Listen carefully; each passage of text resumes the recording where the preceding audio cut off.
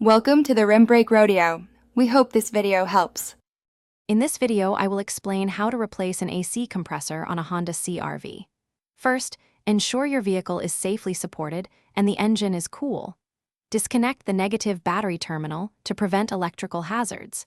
Next, you must safely recover the refrigerant from the AC system using a certified recovery machine.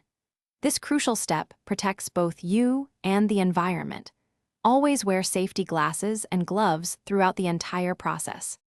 Now, let's get to the old compressor. You'll find it usually mounted low on the engine, often on the passenger side.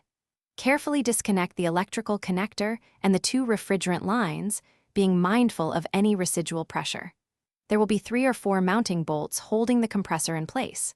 Use the correct size wrench or socket to loosen and remove these bolts, then gently maneuver the old compressor out of its position. With the old unit out, it's time for the new one. First, replace the accumulator or receiver dryer and the expansion valve, as these are critical for system longevity. Apply a thin coat of new PAG oil to the new compressor's O-rings before connecting the refrigerant lines. Carefully position the new compressor, aligning it with the mounting holes. Insert and hand tighten the mounting bolts, then fully tighten them to specification. Finally, reconnect the electrical connector. The final steps are crucial for a properly functioning AC system. After installation, you must evacuate the system using a vacuum pump for at least 30 minutes to remove all moisture and air. This creates a deep vacuum.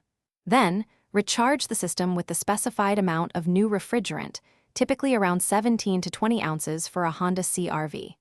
Start the engine, turn on the AC, and check for cold air and any leaks using a leak detector. Enjoy your cool ride. Thanks for watching. Consider subscribing if we helped you.